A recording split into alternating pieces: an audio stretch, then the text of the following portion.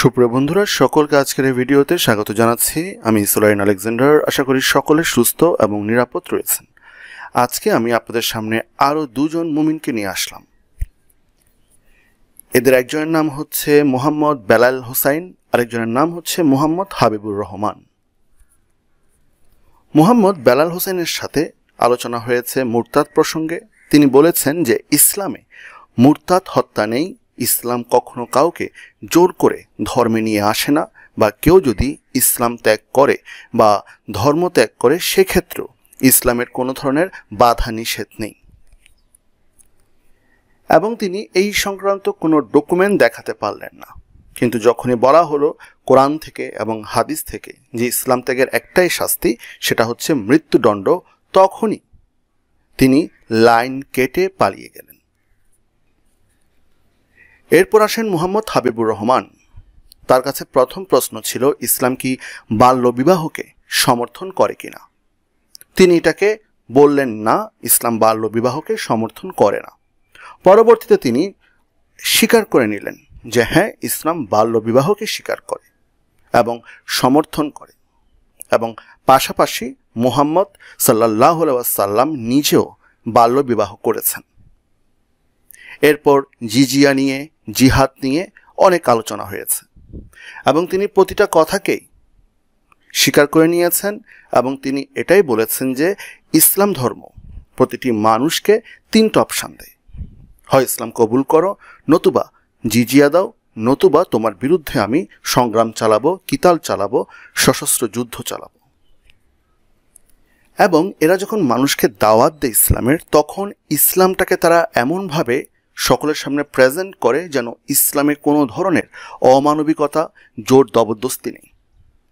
এবং তারা ইসলামের এই দিকটাকে তুলে ধরে যেটা আসলে ইসলামের আসল চেহারা নয়। অর্থাৎ অমুসলিমদের কাছে ইসলামের যে রূপটা চলে আসে, যে চেহারাটা চলে আসে, সেটা হচ্ছে মুখোশ পরা একটা চেহারা। সেই মুখোশের আড়ালে ইসলাম কতটা রক্তপিপাসু এবং ভয়ঙ্কর ধর্ম, সেটা ভিন্ন ধর্মের মানুষদের সামনে আসতে দেওয়া হয় না। কিন্তু যখন এই সমস্ত মুসলমানদেরকে তাদেরই কোরআন, হাদিস, তাফসির, ফিকা, সিরাত খুলে ডকুমেন্টগুলো দেখানো হয়, তখন তারা নিশ্চুপ হয়ে যায়, একদম লাজবাব হয়ে যায় এবং তাদের আর কিছু বলার থাকে না। চলুন তাহলে শুরু করা যাক আজকের আলোচনা দুজন মুমিনের সাথে, মোহাম্মদ বেলাল হোসাইন এবং মোহাম্মদ হাবিবুর রহমান সাহেবের সাথে। আমি আসলে ইসলামে জানতে চাচ্ছিলাম, কিছু প্রশ্ন ছিল আমার ইসলাম নিয়ে। হ্যাঁ করেন, প্রশ্নগুলো করেন, উনি উত্তর দিবেন। ইনশাআল্লাহ আমরা যতদূর পারি ততদূর ইনশাআল্লাহ চেষ্টা করবো। আপনার যতদূর আমরা যতদূর পারি ততদূর চেষ্টা করবো ইনশাআল্লাহ। আর বাকি অন্য জায়গায় দিকে ইনশাআল্লাহ সঠিক আপনার সংরক্ষণ করে দেওয়ার চেষ্টা করবো। তো প্রশ্নটা হচ্ছে, আমি আমার ইসলাম সম্পর্কে অনেক কিছু পড়েছি, তো ভালো লাগছে। তো এখন আমি ইসলাম ধর্ম গ্রহণ করলাম। তো এখন মনে করেন আমি যদি 4 থেকে 5 বছর পরে যাই, যদি মনে করেন কোনো কারণবশত যদি আমি ইসলাম ধর্ম ত্যাগ করি, ইসলাম যদি ত্যাগ করি, তো সেই হিসাবে ইসলাম মোতাবেক আমার শাস্তিটা কি হতে পারে? আসলে ভাই, আল্লাহ তাআলা পৃথিবীতে একমাত্র ধর্ম এবং একমাত্র কিতাবই নাযিল করেছেন। কিতাব অনেক নাযিল করেছেন, অনেক নবীর জামানায়। কথাগুলো বোঝা যাচ্ছে না আপনার, আপনি একটু ক্লিয়ার করে বলেন, কথাগুলো না ক্লিয়ার আসে না। কিছু বলি না, আমরা সকল মানব জাতি আদম আলাইহিস সালামের সন্তান, ঠিক আছে কি? আদম আলাইহিস সালামের পর থেকে আমরা এলাম হাবিল কাবিলের বংশধর। আদম আলাইহিস সালামের সন্তান হওয়ার পর আমরা হাবিল কাবিলের বংশধর। এখন দুই জায়গায় দুটা, হাবিল আর কাবিল, এই দুটার পর থেকে আমরা আমাদের জামানা আমরা একের পর এক আইছি। এখনকার যারা এক রসুল, যখন আল্লাহ তাআলা আদম আলাইহিস সালামকে জান্নাতে রাখছেন, ঠিক আছে কি? আদম আলাইহিস সালাম জান্নাতে থাকা একটা ফল খেয়েছিলেন। ফলটা খাওয়ার পরে আল্লাহ তাআলা আদম আলাইহিস সালামকে বললেন যে তুমি এখন বাইরে যাও, যেহেতু তুমি ইবলিশের। এটা তো আপনি মনে হয় অপ্রাসঙ্গিক কথা বলতেছেন। উনি আপনাকে প্রশ্ন করেছে যে ইসলাম উনি কবুল করার পর 4-5 বছর পর যদি উনি ইসলাম ত্যাগ করেন, সেক্ষেত্রে শাস্তি কি হবে সেটা আপনি মুহাম্মদ সাল্লাল্লাহু আলাইহি ওয়াসাল্লামের শরীয়ত অনুযায়ী তাকে দেন। আপনি আদমে যাওয়ার তো কোনো কারণ আমি দেখি না। আদমের সাথে ভাই একটা কথা কি এখন কি একটা কথা কি ভাই, ইসলাম রসুলের সম্মানে যেগুলাই ছিল ঈসা আলাইহিস সালামের জামানায় এটাই ছিল না। আপনি কথা কিভাবে বলছেন? রসুলের জামানায় যেটা ছিল ঈসাইয়ের জামানায় কিভাবে সেটা ছিল? এক কিভাবে ছিল? ঈসাইদের শরীয়তের মধ্যে মদ হালাল, রাসূলের শরীয়তে কি মদ হালাল? আদমের শরীয়তের মধ্যে ভাই বোনকে বিবাহ করা হালাল। আদমের শরীয়তের মধ্যে থামেন, জানেন না কিছু? আদমের শরীয়তের মধ্যে ভাই বোনকে বিবাহ করা হালাল। মুহাম্মদের শরীয়তে ভাই বোনকে বিবাহ করা হালাল। এক সাহাবীর জীবন আরেক সাহাবীর চলতো না, কিন্তু যে সাহাবী যে জামানে আসছে সেই সাহাবীর উপরে সে ঈমান আনতে লাগছে আমাদের। তো রাসূল সাল্লাল্লাহু আলাইহি ওয়াসাল্লাম জামানে এখন করি ঈমান আনা মানে কি? রাসূল সাল্লাল্লাহু আলাইহি ওয়াসাল্লামকে মানা, আল্লাহরে মানা। তো এর থেকে সরে যাওয়া যে কথার না শাস্তি এক কথাই, শাস্তি একই, জাহান্নাম। শাস্তিটা কি হতে পারে? শাস্তিটা কি হতে পারে? শাস্তি একই, জাহান্নাম। ওইটা তো হচ্ছে আপনার আখিরাতে শাস্তি। দুনিয়াতে শাস্তি কিটা বলেন? দুনিয়াতে শাস্তি, দুনিয়াতে ভাই এখন আপনি যদি ইসলাম ধর্ম মানেন তাও মুসলিম কিছু বলবে না, আপনি না মানেন তাও একজন মুসলিম কিছু বলবে না। কারণ মুসলিম কোনোদিন একজনকে জোর করে ধর্মেতে আনেও না এবং ধর্মে থেকে বিতাড়িতও করে না। এই যে কথাগুলো বলতেছেন এগুলো কি জেনে বলতেছেন, মানে ইসলামী শরীয়ত সম্পর্কে জেনে বলতেছেন নাকি না জেনে বলতেছেন? ভাই আমি যেটুকু আমি কি বলছি ভাই, প্রথমে আমি বেশি কিছু জানি না, আমি যেটুকু আমার জানা আছে। আপনার ইসলাম সম্পর্কে আপনার লেখাপড়া কতটুকু? ইসলাম ভাই আমি বেশি লেখাপড়া করি নাই, কোরআন কিছু পড়াশোনা করছি, কোরআনের। তাহলে তো সুজন আপনি এই ভদ্রলোককে তো এনে তো আসলে কোনো কাজের কাজ করেন না, তো লেখাপড়া তেমন জানে না। ইসলাম ত্যাগের একটাই শাস্তি, সেটা হচ্ছে মৃত্যুদণ্ড, তাকে কতল করতে হবে। ভাই সে যদি না মানে তাকে কতল করার কোনো প্রশ্ন আসে না, সে মানে নাই ভাই, এই জায়গায় আমাদের কি করার আছে? ইসলাম ত্যাগের একটাই শাস্তি, সেটা হচ্ছে মৃত্যুদণ্ড। সূরা তাওবা আয়াত নাম্বার 12, সূরা মায়েদা আয়াত নাম্বার 33। কোথায় পাইছেন আপনি? মানে কিছু না জেনে, শুনেন, মাথায় টুপি দিচ্ছেন, দাড়ি রাখছেন, কিন্তু ইসলামী ইলম সম্পর্কে আপনি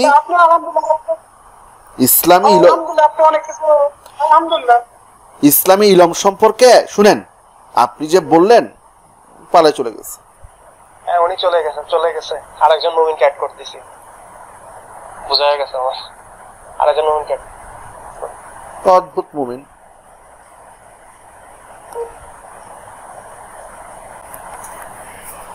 আসসালামু আলাইকুম। ওয়ালাইকুম আসসালাম, কেমন আছেন?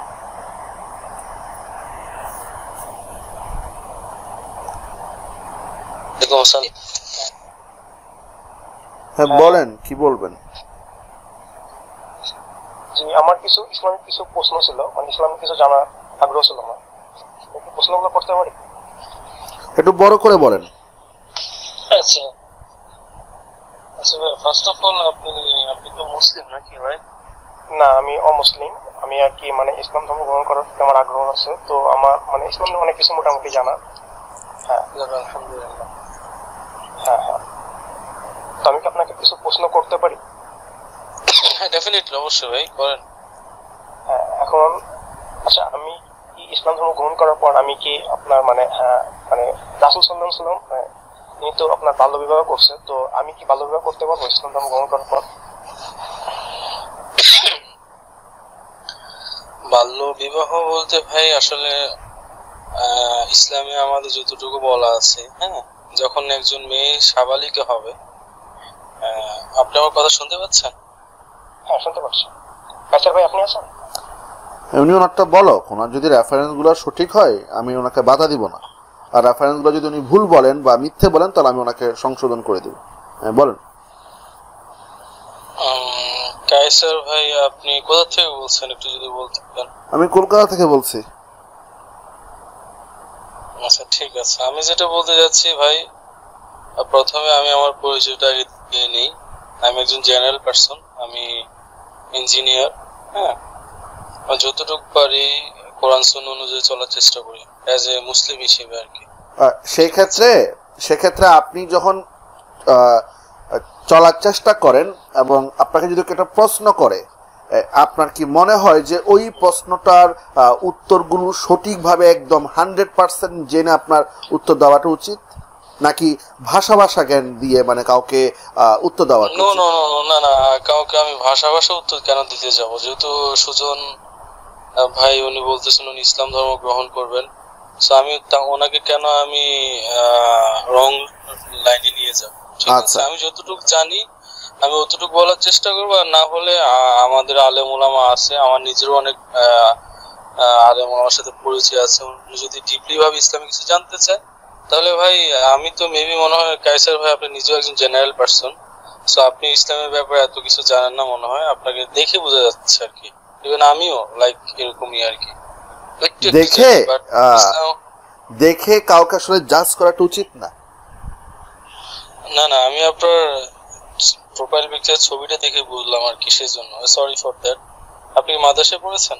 না, আমি মাদ্রাসায় পড়ি নাই, আমি প্রায় 9 বছর ছাত্র শিবির করেছিলাম, প্রায় ওস্তাদদের কাছে প্রচুর পড়াশোনা করেছি, সুতরাং আচ্ছা, তাহলে তো ওকে, তাহলে তো ভালোই হলো, তাহলে তো আপনার ভালো নলেজ আছে আলহামদুলিল্লাহ। বাট জেনারেল লাইনে পড়াশোনা করছেন তাই তো? হ্যাঁ, জেনারেল পড়াশোনা করলেও কোরআন, হাদিস, তাফসীর, সিরাত, ফিকা এগুলো নিয়ে আমার যথেষ্ট পড়াশোনা আছে। আলহামদুলিল্লাহ, তারপরও একজন আলেমের চেয়ে বেশি আপনিও বেশি জানবেন না, আমিও বেশি জানবো না। আলেমরা আমার থেকে অনেক কম জানে।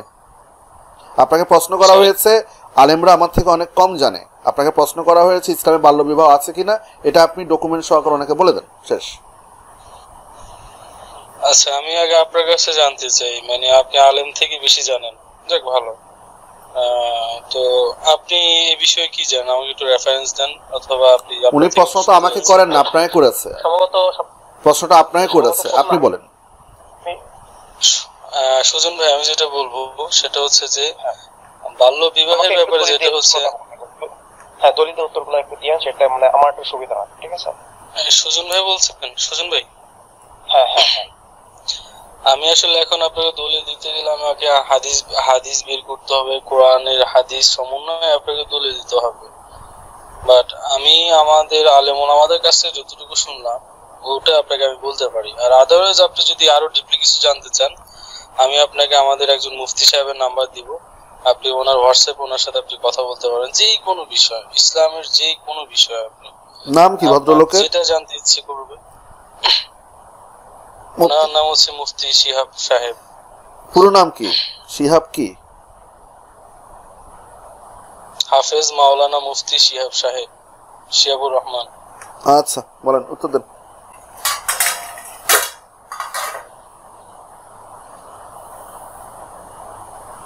কায়সার ভাই, হ্যাঁ, আপনি উত্তরটা দেন না আমাকে। আপনি উত্তরটা দেন। হ্যাঁ, সেটা হচ্ছে যে আমি যেটা বলবো, আমি যেটা যতটুকু আমি জানি অতটুকু বলবো। আমাদের ইসলামে যতটুকু বলা আছে, একটা মেয়ে যখন সাবালিকা হবে, যখন তখনই তার বিয়ে দেওয়ার উপযুক্ত সময়, এবং তাকে বিয়ে দেওয়া যায়। যখন সে নাবালিকা অবস্থায় তাকে দেওয়া যাবে না, যখন সে সাবালিকা হবে তখন আপনি তাকে বিয়ে দিতে। সাবালিকা এবং নাবালিকা এই দুটার পার্থক্য কিভাবে নির্ধারণ করব? হ্যাঁ, সাবালিকা হচ্ছে যে যখন একটা মেয়ের আমাদের হাইজ যেটাকে বলা হয়, হাইজ সুজন ভাই তো মানে বুঝবে না, যেটাকে পিরিয়ড বলা হয়। হ্যাঁ, পিরিয়ড যেটাকে বলা হয়। হ্যাঁ, এটা হওয়ার আগে একজন মেয়ে থাকে সাবালিকা, যখন নাবালিকা থাকে। আফটার দ্যাট যখন ওনার ওই মেয়ের যখন পিরিয়ড হয় তখন সে সাবালিকায় রূপান্তরিত হয়। বুঝতে পেরেছেন? অর্থাৎ একটা মেয়ের যদি 8 বছর বয়সে পিরিয়ড হয় তাহলে আমরা তাকে ধরে নিব সে সাবালিকা। কারো যদি 10 বছর বয়সে হয় তাহলে ধরে নিব সাবালিকা। কারো যদি 12 বছর বয়সে হয় তাহলে আমরা তাকে ধরে নিব সাবালিকা। অর্থাৎ যার যখন যে বয়সে হবে তা আমরা তখন তাকে এখানে আপনার আমি ইন্টারাপ্ট করি একটু আপনাকে। এটা মেয়েদের হয় মেয়েদের তিনটা জিনিস হয়। হ্যাঁ, হায়েজ, নেফাস, ইস্তেহাজ। হ্যাঁ, হায়েজ যেটা সেটা তো আপনি যদি কোরআন ফিকা শাস্ত্র নিয়ে পড়াশোনা করেন, হায়েজ যেটা সেটা তো যেটাকে আমরা মিন্স বলি। নেফাস যেটা সেটা হচ্ছে মেয়েদের সন্তান প্রসব করার পরে যেটা হয়। নিফাসের সাথে তো বিবাহের কোনো সম্পর্ক নাই। আপনি যে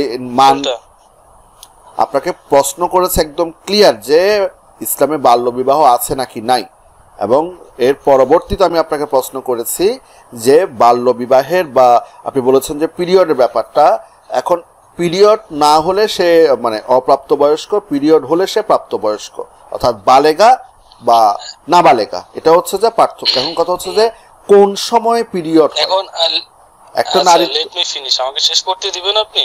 একটা নারীর তো প্রতিটা, না আমি শেষ করতে আপনাকে দিচ্ছি, কিন্তু একটা নারীর তো কারো 10 হয়, কারো 12-তে হয়, কারো 8-এ হয়, এটা তো যার যখন মানে শারীরিক অবস্থান যেটা হয়ে থাকে, আপনি তো নির্দিষ্ট করে বলতে পারবেন না যে আপনি আমাকে শেষ করতে দেন, তারপর আমি বুঝতে পেরেছি আপনি কি বলতে যাচ্ছেন। হ্যাঁ শেষ করুন। হ্যাঁ, আমি হায়েজ নেফাজের কথা বলছি, আর ইস্তেহাজ যেটা সেটা হচ্ছে মেয়েদের রোগ, শারীরিক সমস্যা।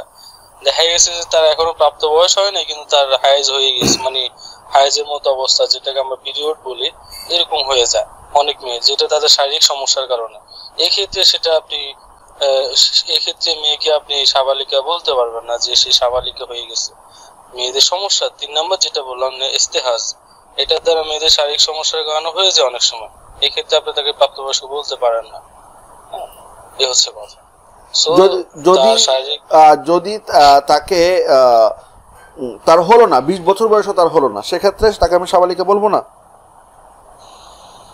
আরে ভাই, আপনি তো ওনার একটা মেয়ের শারীরিক গঠন দেখলে তো আপনি বুঝতে পারবেন, আর একটা 20 বছরের মেয়ের হায়েজ হবে না, এটা আমি আপনার কাছ থেকে এক্সাম্পল হিসেবে শুনলাম আর কি ভাই। মনে করেন 20 বছর বা 16-17 বছরে হলো না কোনো কারণে, তখন কি হবে? আচ্ছা আচ্ছা আচ্ছা, ঠিক আছে কাইসার ভাই। আমি সুজন ভাই, শুনতে পাচ্ছেন? হ্যাঁ আমি শুনতে পাচ্ছি। আপনার কি প্রশ্ন শুধু এটাই? আরো একটা প্রশ্ন ছিল, এটার উত্তর বিশেষ এই পর্যন্ত? না না, এটা বিস্তারিত কাইসার ভাই যেটা বলতেছে, আমি কাইসার ভাইয়ের কাছ থেকে একটু শুনতে চাই। উনি কি বলে, উনি যেহেতু হাদিস শাস্ত্র নিয়ে, আপনি যেটা বলেছিলেন ভুল বলেছেন। ইসলামে প্রাপ্তবয়স্ক এবং অপ্রাপ্তবয়স্ক এই যে বিধানটা আপনি বললেন, সেটার মধ্যে প্রচুর পরিমাণে মানে ভেজাল আছে। আর আপনি এই বিধানটা বা এই ফতোয়াটা বা এই মতামতটা দিয়ে আপনি কোরআনকে অস্বীকার করছেন, সূরা তালাক আয়াত নাম্বার 4-কে, এবং সহিহ বুখারী সহিহ মুসলিমের হাদিসগুলোকে আপনি অস্বীকার করছেন। ইসলামে প্রাপ্তবয়স্ক এবং অপ্রাপ্তবয়স্ক বিবাহটা কোনো ফ্যাক্টর না। ইসলামে একটা অপ্রাপ্তবয়স্ক বাচ্চা মেয়েকে বিয়ে দেওয়া যায়। নবী করিম মুহাম্মদ নিজেও এই কাজটা করেছেন। 6 বছর বয়সে তিনি আয়েশাকে বিবাহ করেছেন, এবং সূরা তালাক আয়াত নাম্বার 4 হিসেবে তিনি এই কাজটা করেছেন। এবং আপনি যেটা বললেন নিফাস, হায়েস, একটা মেয়ের যখন আয়েশার যখন 6 বছর বয়সে বিয়ে হয় এবং 9 বছর বয়সে তার মানে মাসিক হয়, এবং মাসিক হওয়ার পরপরই দিনের বেলা নবী করিম তার সাথে বাসর দিন করেন, এবং পরবর্তী 9 বছর তার সাথে তিনি বৈবাহিক সম্পর্কে ছিলেন। আচ্ছা, তো এখানে যে আমি একটা কথা বলি, এখানে শেষ করেন, এখন আই এম নট ডান, শেষ করতে দেন। আচ্ছা। এবং সূরা তালাক আয়াত নাম্বার 4, যে সমস্ত নারীদের দুটা কারণে, বয়সের কারণে যাদের মাসিক বন্ধ হয়ে যায় তাদের ইদ্যত, এবং যারা একদম নাবালেকা তাদের ইদ্যত, এটা সূরা তালাক আয়াত নাম্বার 4-এ বলা আছে।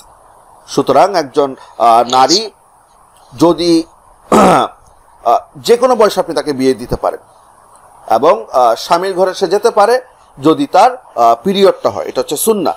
আর এখন আপনি বলতে পারেন যে যদি তার 15 বছর বয়সে বা 16 বছর বয়সে পিরিয়ড না হয়, ইসলামে যে নাবালিকা এবং নাবালেকা বা সাবালেকা, এই যে আমরা মানে অ্যাডাল্ট এবং অ্যাডাল্ট না, এটা আমরা কিভাবে নির্ধারণ করব?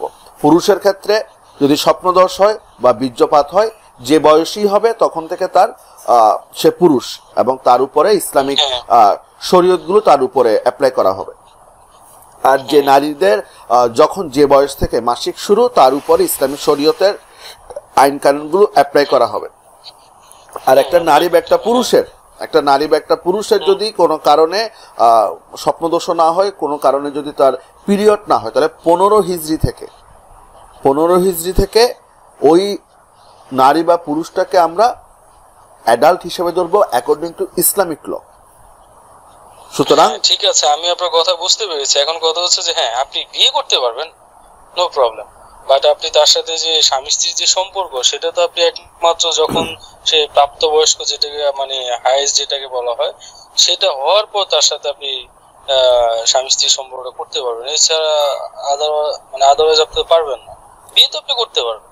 হ্যাঁ, বিয়ে ছোটবেলায় তো আমরা অনেক গল্প শুনি, আমরা ছোটবেলায় তো অনেক দেখছি যে অনেক গল্প উপন্যাসের মধ্যে দেখি, মানে আমাদের ইসলামিক ইতিহাসের মধ্যে ছোটবেলায় বিয়ে দিয়ে দিছে একজন আরেকজনের কাছে, সেটা ঠিক আছে, বিয়ে তো করতে পারবেন। বাট কথা হচ্ছে যে স্বামী স্ত্রীর যে সম্পর্ক সেটা আপনি অবশ্যই প্রাপ্তবয়স না হলে আপনি কিভাবে করবেন? না ইসলাম সাপোর্ট দেয় নাকি না কোনো কেউ সাপোর্ট দেয়? এটা কেউ সাপোর্ট দেবে না। ইসলামের সাথে সাপোর্টের ইসলামের সাথে অন্য কোনো কিছু মিলাতে পারবেন না। ইসলামের সাথে আপনি তুলনা করা মানে হচ্ছে আপনি কুফরের সাথে ইসলামকে তুলনা করছেন। না না, আস্তাগফিরুল্লাহ আস্তাগফিরুল্লাহ। আপনি আমার কথাটা বোঝার চেষ্টা করুন।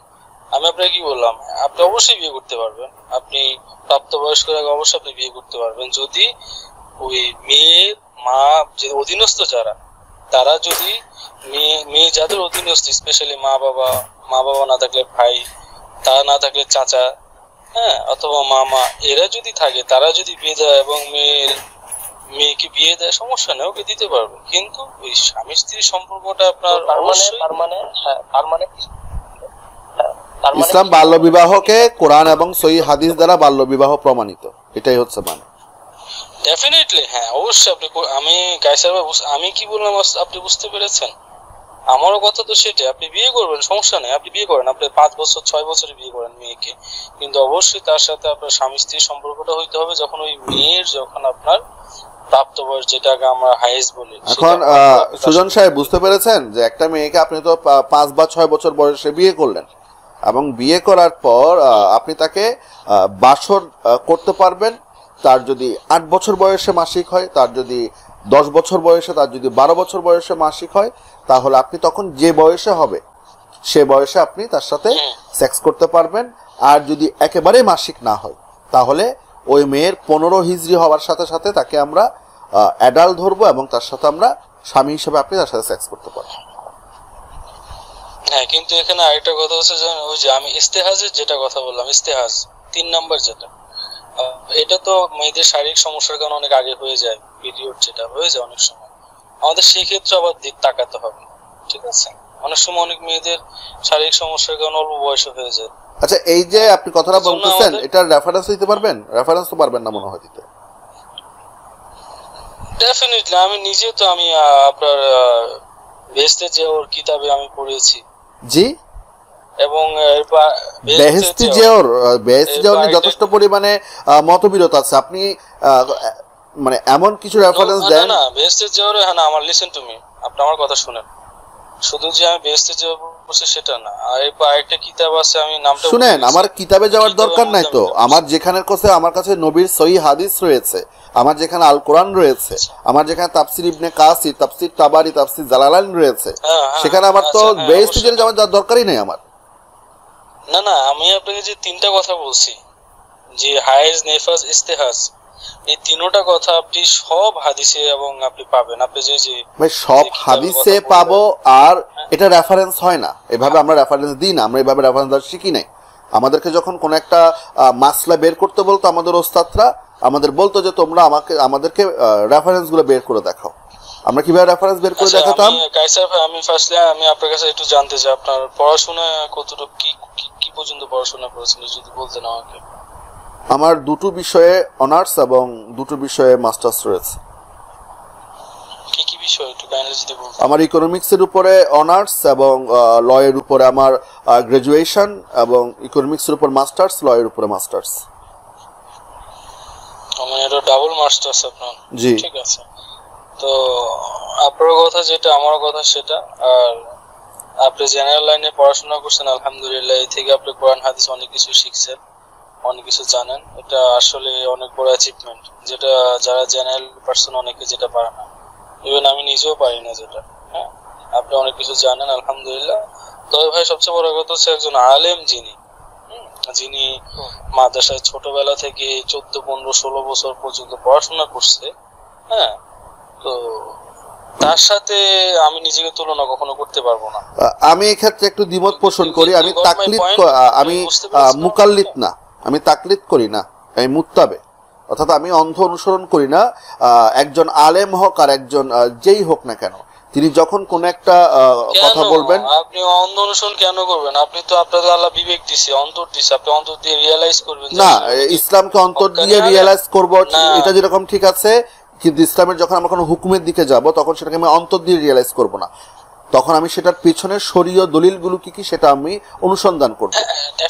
ডেফিনেটলি, অবশ্যই অবশ্যই একজন সুতরাং আলেম যেমন যেমন একজন আমার চোখে অত্যন্ত ভণ্ড একটা আলেম, সেটা হচ্ছে যে ইব্রাহিম সাহেব বলতেছে যে করোনার সময়ে মুসলিমদেরকে করোনা আক্রমণ করবে না, বা তিনি বলতেছেন যে মাকড়সা এবং কবুতরের কিছু বিশেষ অংশ দিয়ে ওষুধ তৈরি করলে মানুষকে খাওয়ালে করোনা চলে যাবে। তো এই ধরনের আলেমদের যেগুলো মানে ভুয়া এবং ভণ্ড এবং যাদের কথাবার্তাগুলো একদম বাস্তবতা বিবর্জিত, যেগুলোর কোনো মানে অর্থ নাই, এই ধরনের আলেম যদি কোনো কথা বলে সেক্ষেত্রে আমি সেগুলো মানব না। বা রকেট মনোয়ার বলতেছে যে এটা কি যে আইফেল টাওয়ার হচ্ছে জিনেরা তৈরি করছে, এগুলো আমাদের ইসলামকে, আমাদের মুসলিমদেরকে আসলে হাস্যকর একটা অবস্থানে নিয়ে যায় এই ধরনের ভণ্ড আলেমগুলো। কিন্তু যে আলেমগুলো যেমন ডেফিনেটলি আপনি তো অবশ্যই, আপনি তো বুঝতে পারতেছেন, আপনি যেহেতু হ্যাঁ সবাই বুঝে না, সবাই বুঝে না, হ্যাঁ সবাই বুঝে না, এই বুঝার জ্ঞানটা সবার নাই। বুঝে না যে কারা, হ্যাঁ না কারা বুঝে না, এটা আপনাকে বুঝতে হবে, কারা বুঝে না। এবং তাদেরকে যদি আপনি বলেন, তাদেরকে যদি আপনি গিয়ে বলেন আখিরাতের কোনো শিক্ষা নাই, হ্যাঁ তাদেরকে যদি আপনি গিয়ে বলেন, বাংলাদেশে অসংখ্য মুসলিম একদম মানে চরম মূর্খ, এবং আমরা এতটাই মূর্খ যে আমাদেরকে কেউ একজন বলল যে অমুকে কোরআনে অপমান করেছে, আমরা তাকে আগুন দিয়ে জ্বালিয়ে পুড়িয়ে মেরে ফেললাম। এটা আমরা এরকম মূর্খ আমরা। এবং আমাদেরকে কেউ বলল যে অমুক একটা হিন্দু মামুনুল হককে নিয়ে একটা কটু কথা বলেছে। কেন মামুনুল হকের কটু কথা বলেছে? আমরা 3-4 হাজার মানুষ মাইকে একত্রিত করে পুরো হিন্দুদের বাড়িঘর জ্বালিয়ে দিলাম।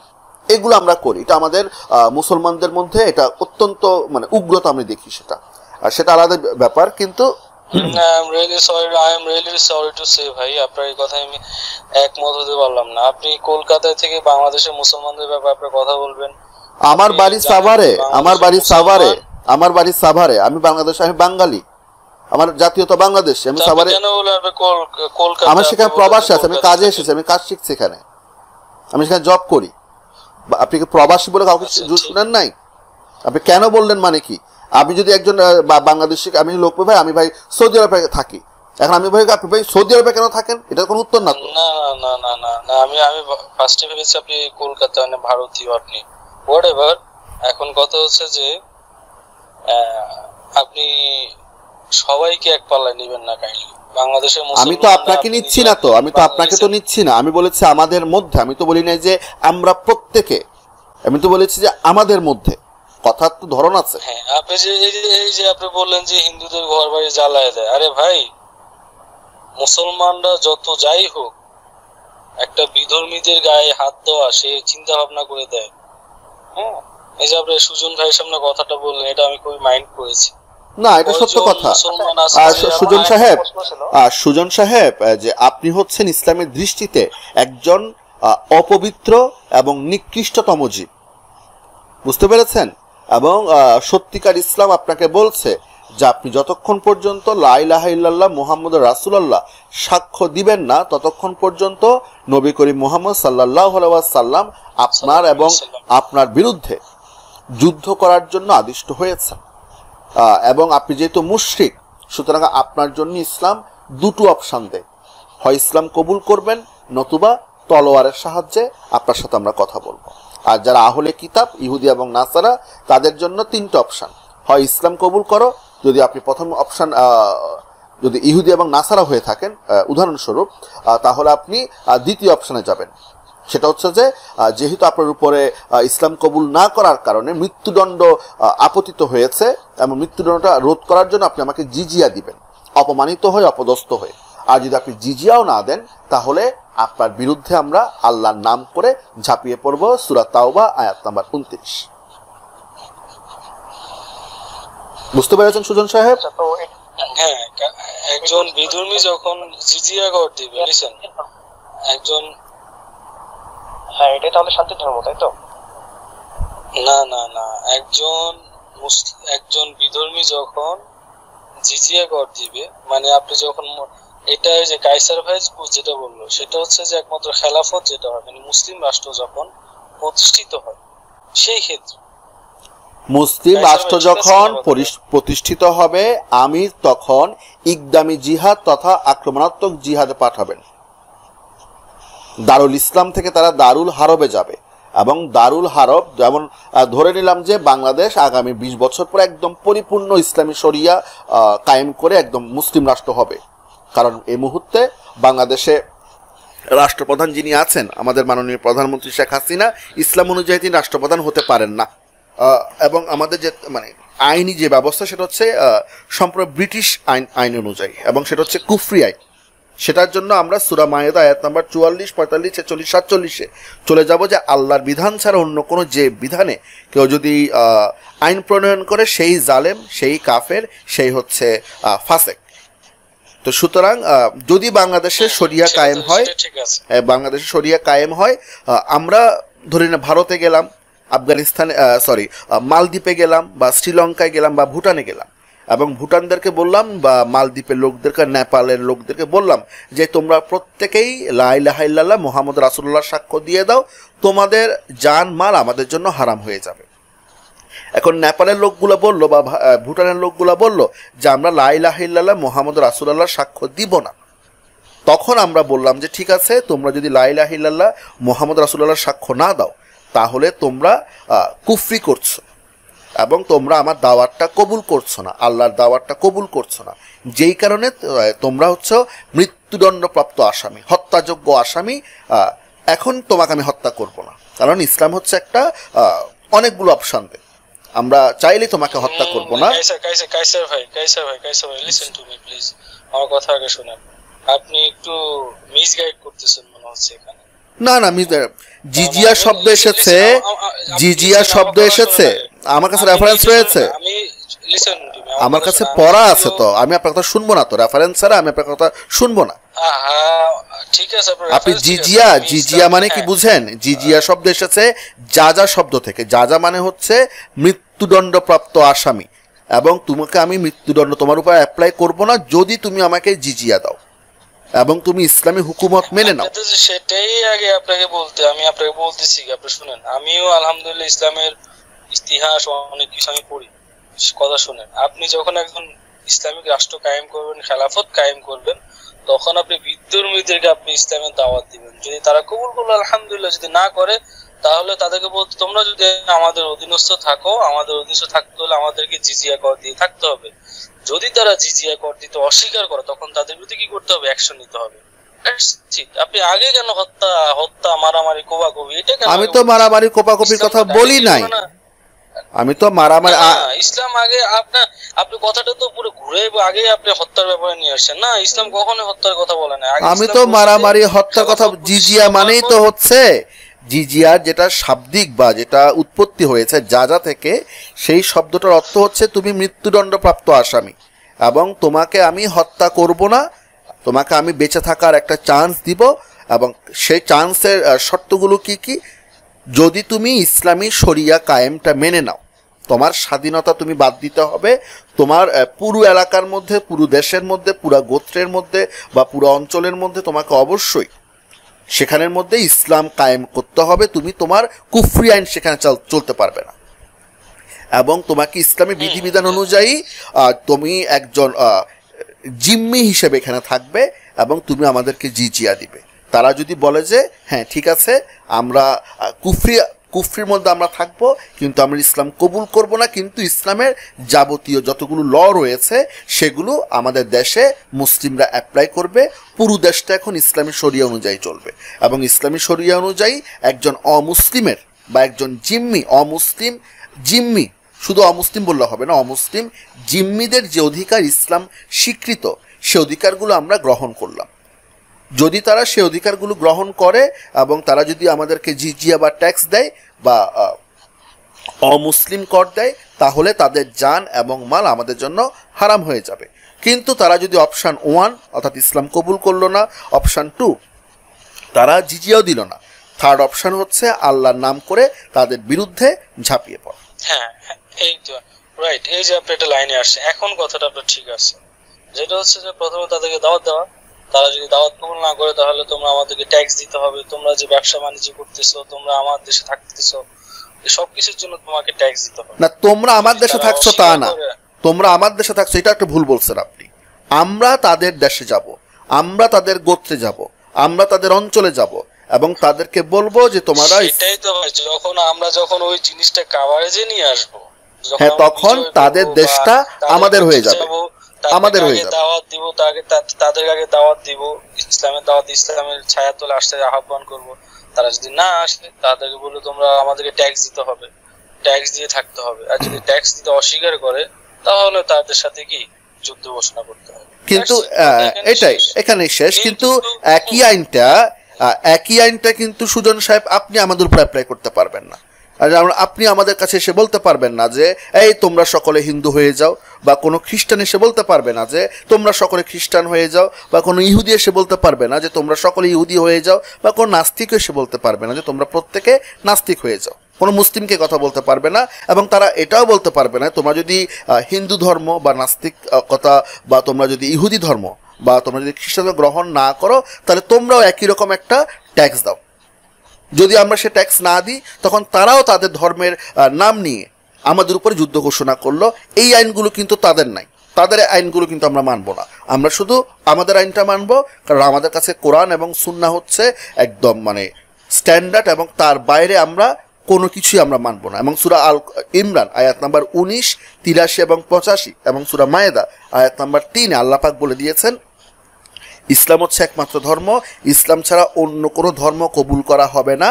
এবং আল্লাহ পাক সূরা মায়েদার আয়াত নাম্বার 3 মুসলিমদের জন্য ইসলামকেই একমাত্র দিন হিসেবে তিনি মনোনীত করেছেন। সুতরাং ইসলামের বাইরে ইহুদি ধর্ম হোক, খ্রিস্ট ধর্ম হোক, হিন্দু ধর্ম হোক, সব কিছুই বাতিল। সর্বশ্রেষ্ঠ ধর্ম হচ্ছে একমাত্র আল্লাহর দিন এবং ইসলাম, এবং নবী করিম মুহাম্মদ সাল্লাল্লাহু আলাইহি সাল্লামের যতটা সুন্নাহ রয়েছে, তিনি যেভাবে জীবনযাপন করতেন, তিনি যেভাবে সব কিছু হাদিসগুলোকে কথা মানে অ্যাপ্লাই করেছেন, সাহাবায়ে কেরাম হাদিসগুলোকে যেভাবে বুঝেছেন, আমল করেছেন, অর্থাৎ সালফে সালেহিন মানে সাহাবায়ে কেরামের পরে তাবেঈগণ এবং তারপর তাবেঈগণ এবং আমাদের 4 ইমামগণ, এরা ভাই কাইসার ভাই শুনেন, সুজন ভাই এগুলা কিছুই বুঝবে না। না বুঝে না ওনাকে যদি বলতে হয় বুঝবে না, আমি অনেককে দেখলাম যে ভাই উনি বুঝবে না, ভাই বুঝাতে হবে, না বুঝালেও উনি তো একেবারে মানে মূর্খ না, উনি তো একেবারে। আমার কথা শুনেন, সেটা হচ্ছে আমাদের অনেক ব্রণ মুসলিম আমরা যারা আছি, যারা জন্মগতভাবে আমরা যারা অনেকে মুসলমান, হ্যাঁ, তারাও কিন্তু এই যে অনেক বিষয় আমরা জানি না। আর উনি তো অমুসলিম, সো ওনার সাথে যতটা ফ্লেক্সিবল হওয়া যায়। আমি ওনাকে খুব সুন্দর করে বলছি, সাহাবায়ে কেরাম কি উনি জানে? না জানার কথা না। আসলে নেটের যুগ, সাহাবায়ে কেরাম যারা নবীর সহচর ছিলেন, সাথী ছিলেন, তারা সাহাবায়ে কেরাম। এবং তাদের পরবর্তীতে যে জেনারেশন আসে, যারা ঈমান গ্রহণ করেছে, সাহাবাদের সাহচর্য পেয়েছে, তাদেরকে বলা হয় তাবেঈগণ। এবং যারা তাবেঈগণের সাহচর্য পেয়েছে এবং ঈমান গ্রহণ করেছে, তাদেরকে বলা হয় তাবেঈগণ। এই সাহাবায়ে কেরাম, তাবেঈগণ হচ্ছে ঈমানের দৃষ্টিতে অগ্রবর্তী, যারা একদম এগিয়ে থাকেন। যেমন আপনাদের মনে করেন কৃষ্ণ, আপনাদের মনে করেন এটা কি যে ওই রাম, এরা হচ্ছে যে যেমন আপনাদের অবতার টাইপের, ঠিক আমাদেরও অবতার না, কিন্তু ঈমানের দৃষ্টিতে এরা হচ্ছে আমাদের জন্য অগ্রগণ্য। আমরা তাদের কথার বাইরে যেতে পারি না। কারণ কেন যেতে পারি না? ওনারা নবী করিমকে সরাসরি দেখেছেন, সাহাবায়ে কেরামকে পরবর্তী জেনারেশন দেখেছেন, সে তাবেঈগণ এবং তাবেঈগণকে পরবর্তী জেনারেশন দেখেছেন। এবং এদের ঈমান, এদের আমল এতটাই নিখুঁত যে, সুতরাং এরা যেভাবে ইসলামকে ব্যাখ্যা করেন, এরা যেভাবে আমল করেন, আমরা 1450 বছর পর এসে আমরা নতুন যদি কোনো ফিরকা করি, নতুন যদি কোনো একটা ব্যাখ্যা দিই, সেটা ইসলামে গ্রহণযোগ্য হবে না।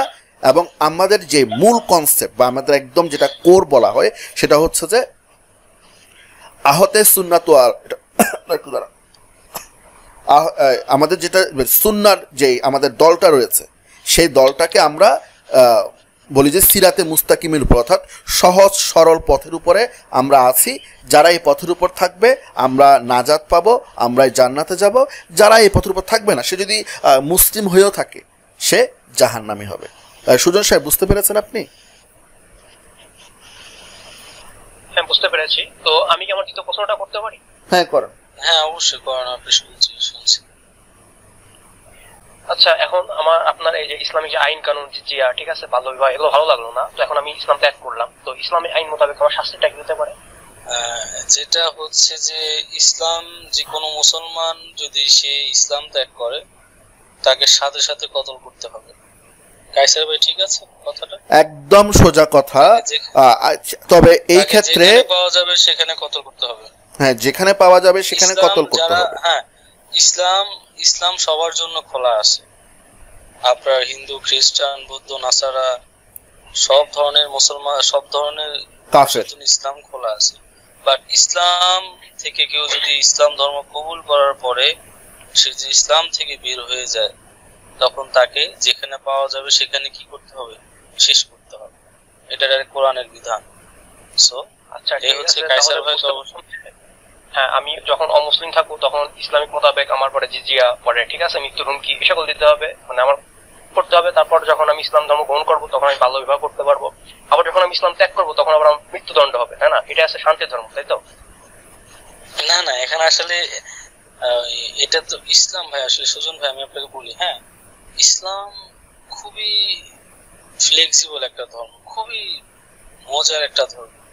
আপনি যদি ইসলামে আসেন, আমি আপনাকে বলবো অবশ্যই আপনি ইসলামে আসেন। আমরা যে কায়সার ভাই বলতেছে, আমি বলতেছি, এগুলো অনেক হার্ড উপর লাইনের কথা, যেগুলো আমাদের অনেক মুসলমানও এগুলা কি করে না, মানে একটু অন্যরকম ভাবে নেয়। কিন্তু আসলে এখন আমি যখন যেখানে আপনি বুঝতে পারেন শেষ করতে দেন না ভাই, আমার কথা শেষ করতে। না, আমি বলতেছি ইসলাম একেবারে, আপনি যদি মানেন ইসলামকে, ইসলাম পুরো পানির মতো সহজ। যেমন আপনি পানি খেলেন, পানি পুরো, যেমন আমরা অনেকে সবকিছু তো পানির মতো হচ্ছে, ইসলাম লাইক এরকম। আপনি যদি ইসলাম মানেন, তাহলে আপনার যদি ইসলাম এত সুন্দর বই আনবে আপনার জন্য, মানে আপনি রিয়ালাইজ করবেন যে আপনি দুনিয়াতে আপনি জান্নাতে আছেন। আর যদি ইসলাম ছাড়া আপনি চলেন, হ্যাঁ, আপনার দুনিয়া আপনার জন্য জাহান্নাম হবে, আখিরাত তো হবে চিরস্থায়ী হবে। ইসলাম মানলে একেবারে সোজা, আর না মানলে এটা খুবই কঠিন থেকে কঠিন দেখা, বুঝতে পেরেছেন? আচ্ছা, ইসলাম তাহলে অমুসলিমদের প্রতি অনেক ভালো ভালো জিনিস দেখাচ্ছে। তারপরে আমি মনে করেন আপনার মেয়েকে বিয়ে করতে পারবো, ছোট আপনার মেয়ে যখন মানে ছোট 18 বছরের নিচে থাকবে, ঠিক আছে। তারপর মনে করেন 15 বছরে যে আপনার মেয়ের সাথে আমি সঙ্গম করতে পারবো। তো মানে আবার মনে করেন আমি আমার নিজ কন্যা, ঠিক আছে, নিজ কন্যাকে আবার আমি বিয়েও করতে পারবো, তাই না? কি নিজ কন্যা? হ্যাঁ, সৎ কন্যাকে, আমি আমার সৎ কন্যাকে, জি হ্যাঁ, সৎ কন্যাকে সৎকন্যাকে বিয়ে করতে পারবেন যদি আপনি সৎকন্যার মায়ের সাথে সেক্স না করেন বা সহবাস না করেন। না, আপনি সৎকন্যাকে তো আপনি বিয়ে করতে পারবেন না ভাই। সূরা নিসা আয়াত 23 একটু পড়েন। কাকে বলছেন? আমাকে না, আমি সুজনকে বলতেছি। আচ্ছা, সুজন ভাই শুনতে পাচ্ছেন? হ্যাঁ, শুনতে পারছি। আমি যতদূর জানি সূরা আল নিসা আয়াত নাম্বার 23 তো সৎকন্যাকে বিবাহ করার কথা বলা হয়েছে। যদি তাদের মায়ের কাছে আমরা উপগত না হয়, অর্থাৎ তাদের মায়ের সাথে আমরা যদি নির্জন বাসে না যাই বা সহবাস না করি, তবে তাদের সৎকন্যাকে আমরা বিবাহ করতে পারি, যদি সে আমার বাসায় প্রতিপালিতা না হয়।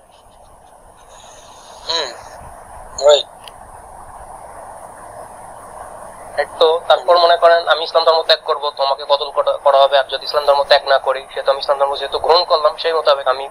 আপনি আল্লাহর সাথে বিদ্রোহ করতেছেন। ইসলাম ধর্ম ত্যাগ করা মানে হচ্ছে আপনি আল্লাহর সাথে বিদ্রোহ করতেছেন। আপনি সত্য ধর্মকে আপনি মানে গ্রহণ করে, অর্থাৎ ইমানের যেই নূর বা ইমানের যেই স্বাদ আপনার মানে হৃদয়ে এসেছে, আপনি সেটাকে ত্যাগ করে আবার আপনি চলে যাচ্ছেন ভিন্ন একটা মানে কুফরিতে। এটা তো একটা অত্যন্ত ভয়ঙ্কর একটা, আর এই শাস্তিটা তো এটা আমার হক না, এটা হচ্ছে আল্লাহ তাআলার হক। এটাকে আমরা হদের আইন বলি, যে হদের আইনটা আমরা মাফ করতে পারি না। এবং আল্লাহ তাআলা যখন বিধান দিয়েছেন, তো সেই বিধানের উপরে আমরা মুসলিমরা তো মানে কথা বলার মানে আমাদের তো সেই যোগ্যতা নাই। এটা আল্লাহ তাআলা বলে দিয়েছেন, নবী করিম বলে দিয়েছেন। এখন তিনি যেহেতু বলে দিয়েছেন, সুতরাং এটা আমাদের কাছে একদম মানে সর্বোচ্চ লো। এবং এটার উপরে যদি আমি যদি একটা মানে একটু যদি মনে সন্দেহ আনি, তাহলে আমি নিজেও কিন্তু কাফের হয়ে যাব। উনি বলেছেন আমাদেরকে এটা মেনে যেতে হবে। আচ্ছা, তাহলে আমি মুসলিম থাকা অবস্থায় পর আমি যদি আপনার মারা যায়, তাহলে জান্নাতে যে 72টা হুট পাবো, তাই তো? না, এটা হচ্ছে যে মুসলিম হয়ে মারা। আমি একটা হচ্ছে কি জানো, আমি অমুসলিম হয়ে জন্মগ্রহণ করে আমি যদি মুসলিম হয়ে যদি মৃত্যুবরণ করি, তো আমি কি জান্নাতে 72টা হুট পাবো? ভাই আপনি জান্নাতে গিয়ে এটা হুর কয়টা পাবেন সেটা যারা জিহাদি তাদের জন্য এক ধরনের জান্নাত রয়েছে, যারা সাধারণ মুসলিম তাদের জন্য রয়েছে, তবে সেটা ভিন্নতা রয়েছে। তবে হ্যাঁ, আপনি 72টা আপনাকে হুর বলতে আমরা কিন্তু দুনিয়ার কোনো নারীকে বুঝাচ্ছি না। আল্লাহ পাক ওই নেয়ামতটা জান্নাতির জন্য রেখেছেন। যেহেতু আমি নিজে জান্নাতে যাই নাই এখনো, আমি জানি না আমি পারবো কি যেতে, কিন্তু তিনি যদি আমাদেরকে এই নিয়ামতটা দেন, তাহলে সেক্ষেত্রে তো সেটা আমাদের পুরস্কার।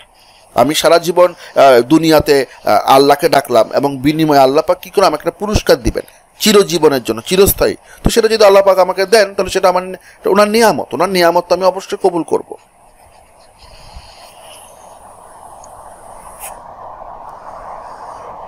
সুজন ভাই, আর কোনো প্রশ্ন আছে আপনার? ভাই আমার এখানে প্রায় 12টা বাজতেছে। এখন যা যা শুনলাম এগুলো শুনে তো মনে করেন ইসলামের প্রতি এখন ঘৃণা জন্মানোর কথা। কারণ আমার মনে না যে সৃষ্টিকর্তা কখনো এরকম ভয়ঙ্কর কোনো আয়াত তৈরি করতে পারে যেগুলা কিনা অমুসলিমদের প্রতি আবার ইসলাম ত্যাগ করলে না সুজন ভাই, আমি আপনাকে বলি, আমার কথা শুনুন। না অমানবিক না, আল্লাহ মাফ করুক, আল্লাহ মাফ করুক। আসলে কায়সার ভাই এখানে যে কথাগুলো বললো, কায়সার ভাইয়ের কথা ঠিক আছে, কিন্তু সুজন ভাই আমি আপনাকে রিকোয়েস্ট করব, আপনি যেহেতু বলতেছেন ইসলাম ধর্ম গ্রহণ করার জন্য উদ্গ্রীব আছেন, ইসলাম ধর্ম গ্রহণ করবেন। ভাই আমি আল্লাহকে সাক্ষী রেখে আল্লাহর কসম খেয়ে বলতে পারি ভাই, এই এমন এক ধর্ম ভাই, এই ধর্মের ছায়া তুলে যে আসছে সেই সোনার মানুষের রূপান্তরিত হয়েছে। শুধু আপনি না, আমার কথা শোনেন ভাই, শুধু বিধর্মীদের ব্যাপারে আপনি তো শুনলেন যে কঠোর আইন, কিন্তু ইসলাম যে বিধর্মীদের ব্যাপারে কতটা উদার, কতটা মহব্বত, ভালোবাসা দেখিয়েছে, সেটা কি আপনি জানেন? ইসলাম এখানে আপনাকে যদি আপনি ধরেন মাজলুম, হ্যাঁ সুজন ভাই আমার কথা শুনতে পাচ্ছেন? হ্যাঁ শুনতে পাচ্ছি। আপনি মাজলুম, আপনি হচ্ছেন নির্যাতিত। কোনো মুসলমান যদি আপনাকে নির্যাতন করে, তখন আমাদের দেশে আপনি ধরেন আমাদের দেশে আছেন, খেলাফত রাষ্ট্রে আছেন, হ্যাঁ, বা আমাদের খেলাফত প্রতিষ্ঠিত রাষ্ট্রে আপনি আছেন, কোনো মুসলমান যদি আপনার উপর নির্যাতন করে, আপনি নিরপরাধ, আপনার উপর নির্যাতন করে আপনার সময়ের ক্ষতি করে, তাহলে একজন মুসলমান হিসেবে আমার দায়িত্ব বা যে রাষ্ট্রনায়ক আছে তার দায়িত্ব হচ্ছে যে ওই মুসলমানের বিরুদ্ধে যুদ্ধ ঘোষণা করা। কেন? আপনি বিধর্মী, আপনার সময় এগুলো আমাদের জিম্মায়, মুসলমানদের জিম্মায়। তো আপনার উপর কেউ যদি নির্যাতন করে, আপনাকে যদি কেউ কষ্ট দেয়, সে মুসলমান যদি হয়, তার বিরুদ্ধে আমি গিয়ে দাঁড়াবো, কিন্তু সে মুসলমান, কিন্তু আপনি বিধর্মী। হ্যাঁ, ইভেন কি আপনার জন্য জালেম যারা, মানে যারা নির্যাতনকারী, জুলুম করে যারা, তাদের বিরুদ্ধে পর্যন্ত আমি রুখে দাঁড়াবো। ইসলামে এটা বলা আছে। ইসলাম খুবই শান্তির ধর্ম ভাই। হ্যাঁ, শুধু তাই বুঝতে পারছি ভাই। আপনি ভাই আপনি কষ্টে আছেন, আপনি খেতে পান না, ইসলাম কি বলছে? পাড়া প্রতিবেশীর খোঁজ খবর নাও, তারা খেয়ে আছে না কি করে, তাদের খোঁজ খবর নাও, তাদেরকে দাও। হ্যাঁ, শুধু বলে না যে শুধু মুসলমানদেরকে দেওয়ার জন্য, ঢালাওভাবে বলছে যে পাড়া প্রতিবেশী যারা আছে তাদেরকেও দাও, তাদেরও খোঁজ খবর নাও। হ্যাঁ, ইসলাম ভাই অনেক, মানে আমাদের, আপনি তো ভাই ইসলামের ছায়াতলে আসার প্ল্যান করতেছেন।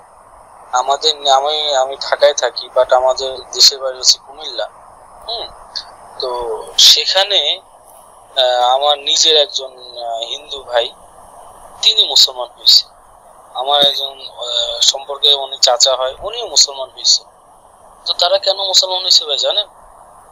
তারা যখন দেখছে যে ইসলাম কতটা সুন্দর, শুনতে পাচ্ছেন? ইসলাম তো শুনে আমি ব্যক্তিগত কোনো মতামত বলতে পারি? হ্যাঁ হ্যাঁ, অবশ্যই অবশ্যই। তো দেখেন, মানে আমার দৃষ্টিতে যতদূর মনে হয়, আমি যদি বাল্য বিবাহ করি বাংলাদেশ বা ভারত থেকে, ঠিক আছে, বা তাহলে তো মনে করেন আমাকে তো জেলে পুরে দেওয়া হবে, ঠিক আছে। ইভেন কি বাংলাদেশে আপনাকে জেলে ঢুকাই দিবে? আপনি চিন্তা করেন না যে শুধু আপনাকে ইন্ডিয়াতে ভরে দিবে। হ্যাঁ, তাহলে এটা তো মনে করেন ইসলামিক আইনের সাথে মানে পুরো মিল খাচ্ছে না, তাই না? না, এত বছর নিচে বিয়ে করতে পারবো না ভাই। এই যে 18 বছর যে নিচে আইন, এটা তো ভাই জালেমদের আইন, কাফেরদের আইন, ইসলামী আইন না। হ্যাঁ, সো এটা ইসলামের আইন। তাহলে আমরা ভারতে ইন্ডিয়ায় যে আসি এবং এই আইন, ঠিক আছে, আমরা যে আইনগুলো মানছি, তো এটা আমাদের মানে কি তৈরি করতে হবে? কোনটা? হ্যালো, এই জায়গাগুলো যে মানতেছি, একটু জোরে বলেন ভাই, সুজন একটু জোরে বললে ভালো হয়। হ্যাঁ, আমরা কাফেররা যে মানতেছি সেগুলোর কথা বলতেছি। এগুলো তো আপনারা ভারতের যে আইনগুলো মানেন, অ্যাজ ইউজুয়াল আমাদের দেশেও অনেক আইন আছে। হ্যাঁ, যে ব্রিটিশদের সাথে ভারতবর্ষ তো ব্রিটিশ। বন্ধুরা, আমরা তখন শুনলাম মোহাম্মদ বেলাল হোসাইন এবং মোহাম্মদ হাবিবুর রহমান সাহেবের বক্তব্য। মোহাম্মদ বেলাল হোসাইন যিনি তো মুরতাদ হত্যার কথা শুনেই পালালেন, এবং মোহাম্মদ হাবিবুর রহমান বাল্যবিবাহ, জিহাদ, আক্রমণাত্মক জিহাদ, এই সমস্ত গুরুত্বপূর্ণ টপিকগুলো নিয়ে আলোচনা করতে বিব্রত বোধ করছেন। কিন্তু এরাই কিন্তু সকলকেই ইসলামে দাওয়াত দেয়। ইসলাম শান্তির ধর্ম, সুমহান ধর্ম। ইসলাম এতটাই মজার যে মজাটা অন্য কোনো ধর্মে গেলে পাওয়া যায় না। কিন্তু যখনই এই সমস্ত মুসলমানদের সাথে ইসলাম নিয়ে আলোচনা করা হয়, ইসলামিক ডকুমেন্টগুলো তাদের সামনে তুলে ধরা হয়, তারা বলে যে জিহাদ নিয়ে, কিতাল নিয়ে, মুরতাদ হত্যা নিয়ে আলোচনা করলে মুসলিমরাই অন্য কিছু ভাববে। সে অন্য কিছুটা কি? সে অন্য কিছুটা হচ্ছে আপনাকে তারা জঙ্গি ভাববে, আপনাকে তারা সন্ত্রাসী ভাববে। একজন মুসলিম যদি কোনো অবস্থাতেই কিতালকে অথবা আক্রমণাত্মক জিহাদকে বা ইকদামি জিহাদকে অস্বীকার করে, সে আসলে কোরআন এবং হাদিসকে অস্বীকার করলো, যার একটাই শাস্তি, সেটা হচ্ছে মৃত্যুদণ্ড। সুতরাং আমাদের কাছে একটা ব্যাপার একদম ক্লিয়ার, এরা যখন ইসলামের দাওয়াত দেয় ভিন্ন ধর্মের লোকদেরকে, তখন তারা সঠিক ইসলামটা বা ইসলামের যেটা আসল পরিচয় সেটা কখনোই তুলে ধরে না। তুলে ধরে এমন একটি ইসলামকে যে ইসলামের কোনো বাস্তবতা নেই, যে ইসলামের কোনো ভিত্তি নেই। ইসলামের এই ভয়ঙ্কর রক্তপিপাসু চেহারাটাকে মুসলিমরা অত্যন্ত সুগোপনে এবং সুকৌশলে লুকিয়ে রাখে, এবং তারা বলে যে আপনি ইসলামে আসুন, ইসলাম শান্তির ধর্ম, সুমহান ধর্ম, উদার ধর্ম, অনেক মজা ইসলামে। কিন্তু যখনই তাদের এই মজার এবং শান্তির ধর্ম নিয়ে কোনো একটি প্রশ্ন করা হয়, তখন তাদেরকে আর খুঁজে পাওয়া যায় না আলোচনার জন্য। এবং ঠিক একইভাবে এই দুজন মুসলিমও সবকিছু স্বীকার করে নিয়েছেন, এবং আমরা বুঝতে পারছি যে ইসলাম কতটা শান্তিপূর্ণ একটা ধর্ম। এতটাই শান্তিপূর্ণ যে ইসলাম ত্যাগ করলেই আপনাকে কতল করতে হয়। আর তেমন কিছু বলার নেই, এটি হচ্ছে ইসলামের সঠিক বিধান, এবং মুসলিমরা এই বিধানগুলো নিয়ে আলোচনা করতে সবসময় লজ্জিত হয়, সেটা আমরা বুঝতে পারলাম। ধন্যবাদ সকলকে। সকলে সুস্থ থাকুন, নিরাপদ থাকুন এবং ভালো থাকুন।